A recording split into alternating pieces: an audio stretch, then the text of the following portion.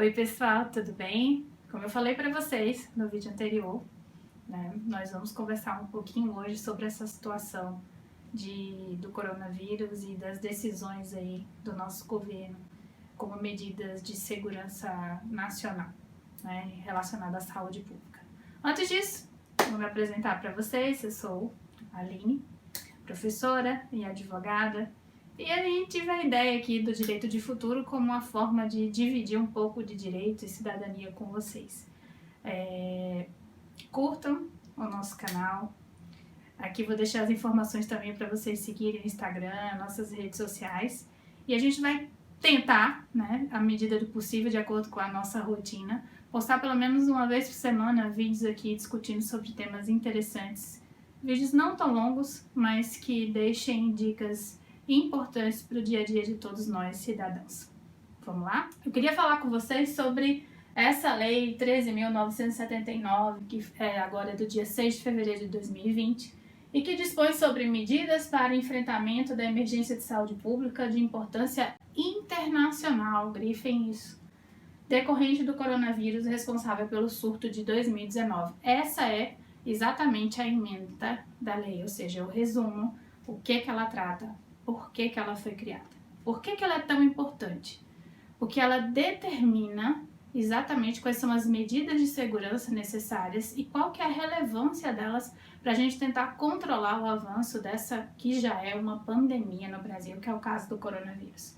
Olha só, o presidente, o Congresso Nacional decretou e ele sancionou a seguinte lei, como tem no comecinho de cada lei, e a gente precisa entender que isso é uma conversa entre os dois poderes, executivo e legislativo, que detém o poder, que é exercido pelo povo que lá foi colocado, através do próprio povo, que é o detentor do poder, que somos nós que colocamos esses nossos representantes lá. Então, no artigo 1º, fala: essa lei dispõe sobre as medidas que poderão ser adotadas para enfrentamento da emergência de saúde pública de importância internacional decorrente do coronavírus no surto de 2019, como eu já tinha falado. A medida estabelecida visa proteger a coletividade.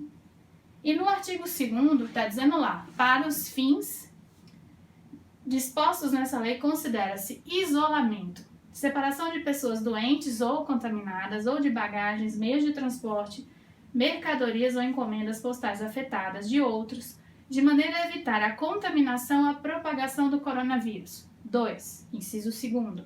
Quarentena, restrição de atividades ou separação de pessoas suspeitas de contaminação, das pessoas que não estejam doentes, ou de bagagens, contêineres, animais, meios de transporte ou mercadorias suspeitas de contaminação, de maneira a evitar a possível contaminação ou propagação do coronavírus.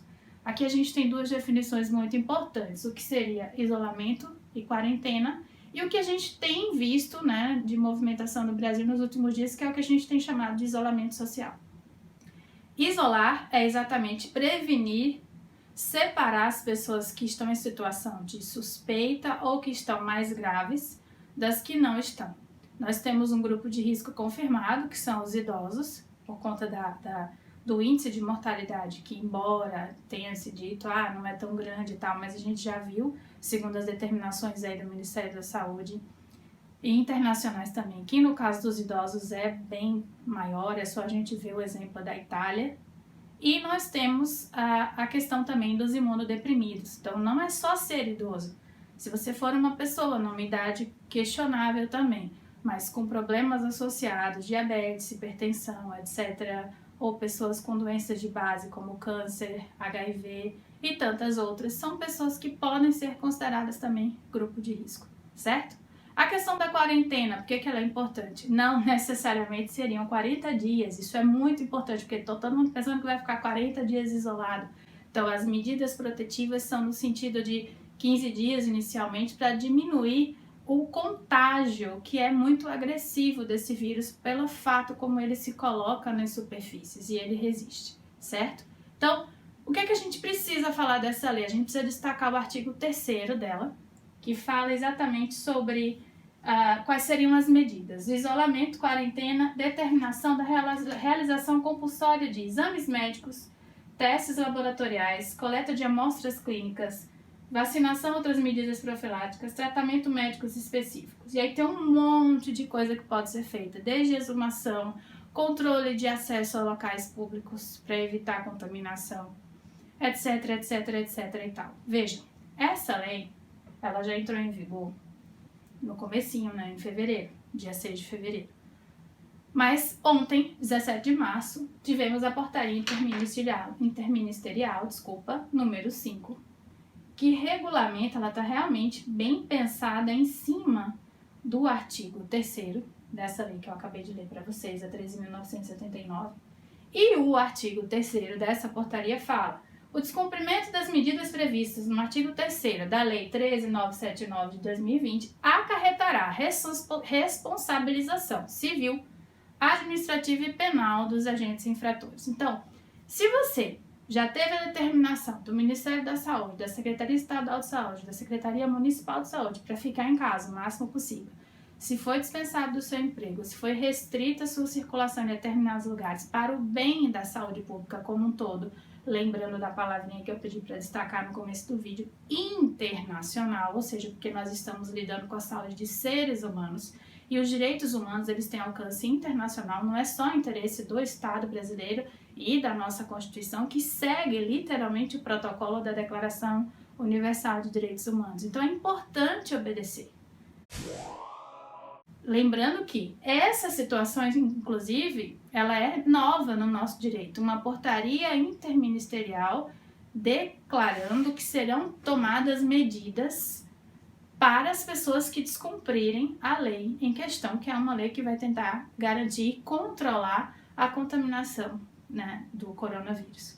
Então é muito importante que a gente entenda que essa responsabilização civil seria multa administrativa para aqueles que estão em poder de agir para coibir a contaminação e não fazem, e penal, com a possibilidade de condução coercitiva e até de privação da liberdade de quem realmente não obedece à determinação, seja pessoas que estão suspeitas, que estão contaminadas ou que deixam de cumprir as medidas de restrição de aglomeração de pessoas.